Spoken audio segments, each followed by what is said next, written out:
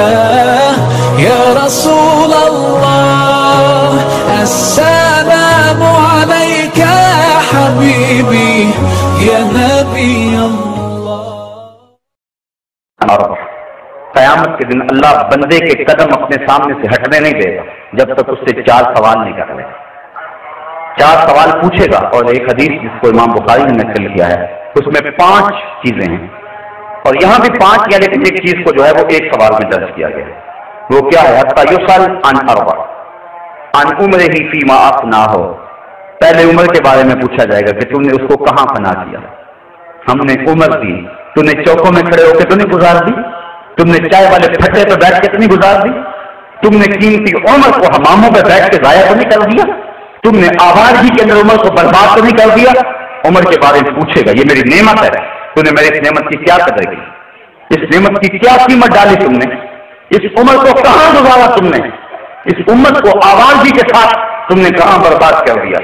ایک سوال کرے گا. وَعَنْ شَبَابِهِ فِيمَا أَبْلَاهُ. جوانی کے بارے میں پوچھے گا.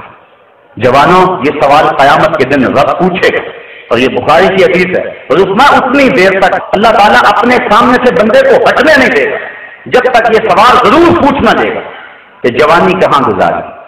مجنون تو نہیں بن گیا تھا، دنیا کی محبت میں گرفتار تو نہیں ہو گیا تھا، تیری نظر بدکاری تو نہیں کرتی تھی، تیرے خیال بحث تو نہیں گئے تھے، تیری سوچیں آوارہ تو نہیں ہو گئی تھی، تو جوان ہو کے رب کے حکموں کو توڑتا تو نہیں تھا، تیری جوانی کی دین کو ضرورت تھی. کابل میں لوگ لٹ رہے تھے، کندھار میں قافلے لٹ رہے تھے، تیری بہن آسیہ صدیقی رو رہی تھی، جیل کی دیواروں سے سر پھٹ رہی تھی اور رو رو کے چیخ کے کہہ رہی تھی ہمیں چھڑا لو، ہمیں کافروں کے بیٹوں کی مائیں بننا ہم سے گوارا نہیں ہو رہا ہے. تم نے ان کی مدد کو پہنچے، تمہیں قاسم اور تمہیں شاہی گوری اور تمہیں صلاح الدین ایوبی کی زندگی کا باپن اور حسن اور جمال کیوں نظر نہ آیا. تم نے اپنی زندگی کہاں گزاری؟ تم اپنی ہی بہنوں بیٹیوں کو دیکھے ریچھوں کی طرح ناچتے رہے، تم نے اپنی ہی نظروں کو گندا کرتے رہے، تم پارکوں اور چوکوں اور بازاروں اور کالجوں کے دروازوں پر کھڑا ہو کے جوانی گزار دی. کل کیا جواب دو گے اپنے رب کے سامنے؟ تمہاری جوانی کی ضرورت تھی محمد عربی کو، تمہاری جوانی کی ضرورت تھی غزہ کی پٹی میں پستے ہوئے لوگوں کو، تمہاری جوانی کی ضرورت تھی جو ہے وہ ان لوگوں کو جو دین کی قدروں کو پامال کر رہے تھے، ان کا گلا دبوچنا تھا تم نے. کہاں تم نے جوانی گزاری؟ صاحبو، یہ کل قیامت کے دن پوچھا جائے گا. میں اور آپ تیاری کر رہے ہیں.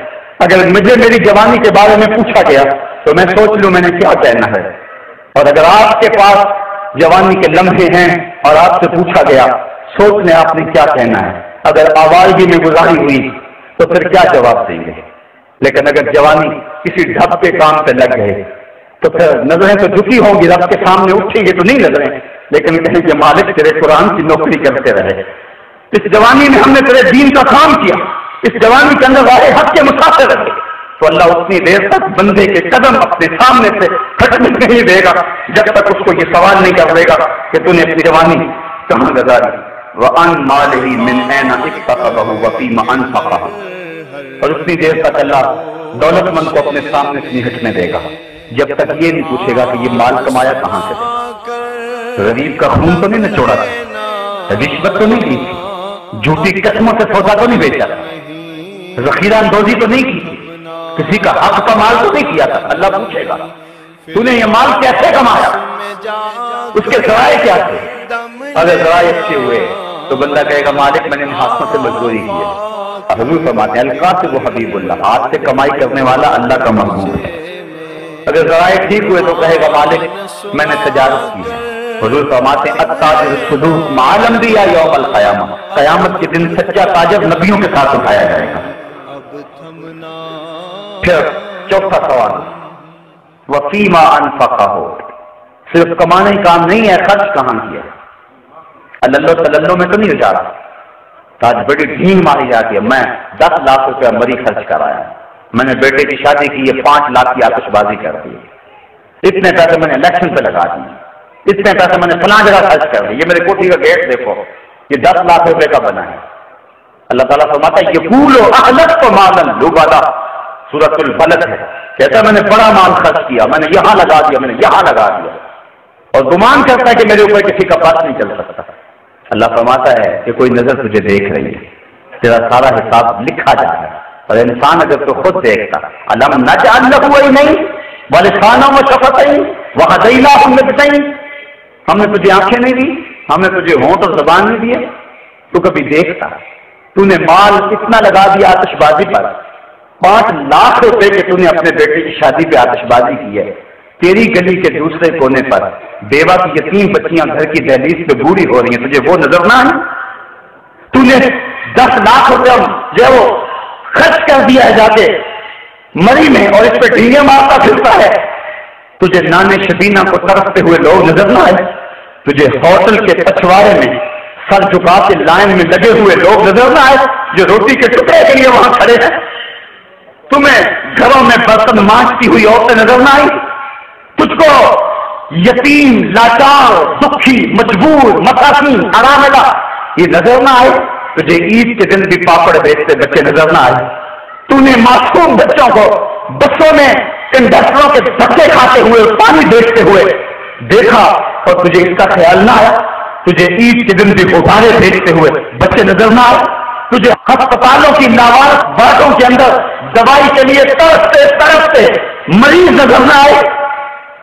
علم نجعل لہ عینین، تجھے کسی نے نہیں بتایا تھا، ہم نے خود آنکھیں نہیں دی تمہیں.